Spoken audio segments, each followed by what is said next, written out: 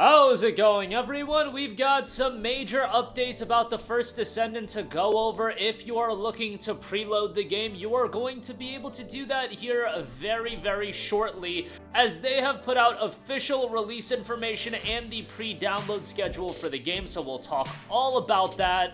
If you are looking to get a head start on downloading the game. On top of that, if you're going to be playing the game on PC, a brand new GeForce Game Ready driver optimizing the first Descendant, also giving it NVIDIA DLSS 3.5, we'll talk that in a little bit, and some updates on the game's Endgame, which has been a discussion point for a little bit, but we'll get to that at the end of this video.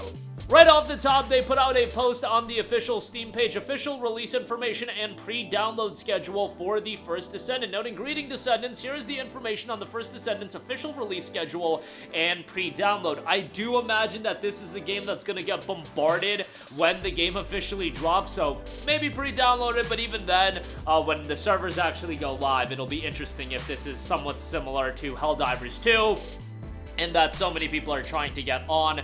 Hopefully they are prepared for it and what's to come. But pre-download will be kicking off on June the 30th at midnight, and it will be going on until the game officially drops. And then the first Descendant will be released on July 2nd, that's a Tuesday, at midnight Pacific time. So that is going to work out to 3 a.m. Eastern. They've got all of the times listed. New York, 3 a.m. Eastern. Los Angeles, obviously that'll be midnight. Paris, Riyadh, Mexico City, Chicago, Berlin, Dubai, Singapore, Sydney, Wellington, Tokyo, Seoul, Cape Town, Sao Paulo. You really are running the gamut of all the different regions, and all of that has been posted.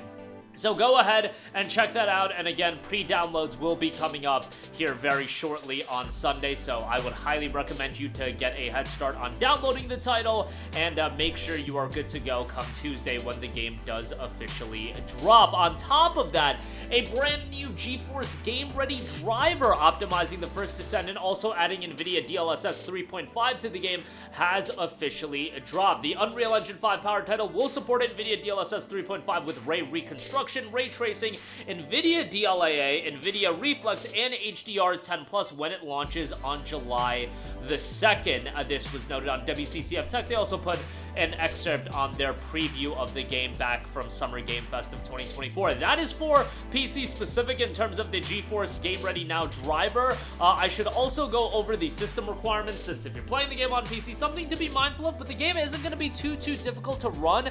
They haven't specified on, its performance on portable platforms, but it should be able to run okay on portable gaming PCs, given the specifications. Intel Core i5-3570 or an AMD FX 8350 is listed at minimum 8GB of RAM, NVIDIA GeForce GTX 1050 Ti or AMD Radeon RX 570, and then you're looking at, on the recommended side, it is going to get a little bit beefier, an i7-7700K, Ryzen 5 2600X, 16GB of RAM, RTX 2060 or a Radeon RX 5600 XT, and it is noting 50GB of available storage space. It'll probably be a little bit smaller than that, but nevertheless, that is going to be the system requirements for the game. And given that the game is a cross-gen title being released on both Xbox One and PlayStation 4 on top of the current generation releases, find that rather interesting that it's going to be able to run on a wide variety of hardware sets. So I do imagine if you have like an ROG Ally, it's going to be able to run on there. I don't know the specifics as far as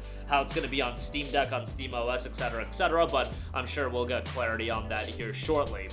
Do also want to note that the Twitch drops have been announced for the game. There are some in-game items that have been noted. The pizza chest attachment, if you watch for 15 minutes. Watch for 30 minutes and you'll get 15,000 gold and 1,500 shards. Watch for an hour and you'll get the gloomy emote. Watch for 90 minutes and you'll get the Twitch color paints. And then watch for 2 hours and you'll get the X-ray back attachment. So if you want some free in-game content, that'll be available through the Twitch drops. And lastly, a lot of discussion around the Endgame as well, and Rock, Paper, Shotgun has insight on it. And as a live service game, the name of the game is to keep the player engaged, and obviously there's going to be an initial healthy level of interest, but what are you going to offer the player after they've ended the main game content and gotten to the end game?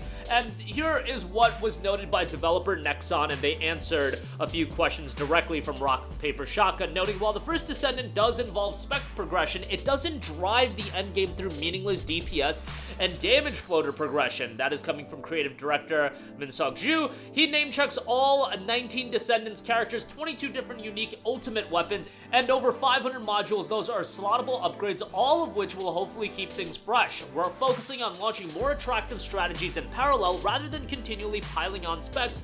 We are focusing our efforts to motivate players to try various strategies. For the endgame content, combat evolves to focus even more on skill.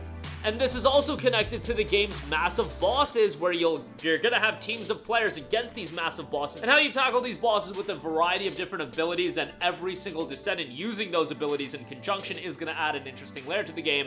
Noting we've prepared moments where players can shine during party play. One example is the scene where the player tears off weakened parts of the boss by hanging on it. It's a scene where a skilled player using the grappling hook expertly disables and staggers the boss for the entire party, where then the party can then take advantage.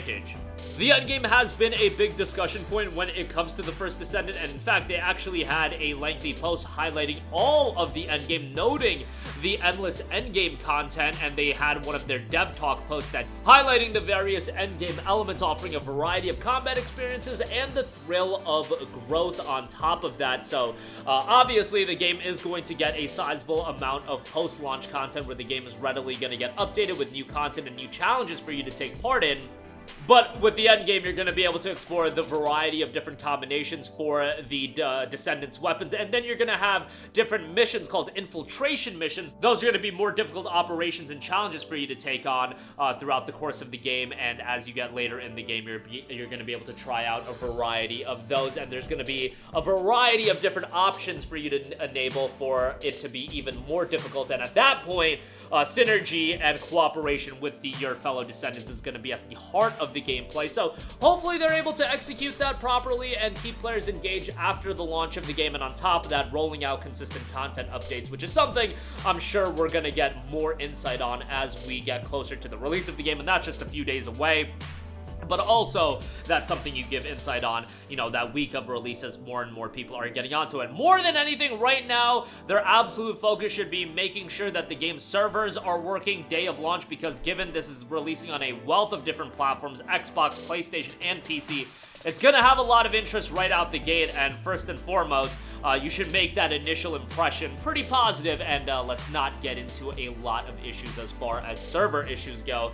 That is really going to be one of the main things to prioritize. But the preload is going to be kicking off on June the 30th. Make sure you jump on that. Official release on July the 2nd, midnight Pacific time, 3 a.m. Eastern. GeForce Game Ready driver dropping with NVIDIA DLSS 3.5 support, Twitch drops for additional content in-game, and as far as the endgame goes, looks like they put a lot of emphasis on that and a lot of thought in how they're going to handle that. That's going to do it for me. Sound off with all of your thoughts in the comments section down below. Just a few more days until the official release of the first Descendant. Thank you for watching, and goodbye. Hey guys, we hope you enjoyed the video, and if you did, make sure to hit the subscribe button, and if you're already subscribed, do us a favor and hit the bell icon. This way you'll be notified whenever we post a new video. That's the best way to keep up with all of our uploads, and we usually try to upload 2 videos a day. And with the bell icon hit, you'll be notified whenever we do upload a video. As always, thanks for watching.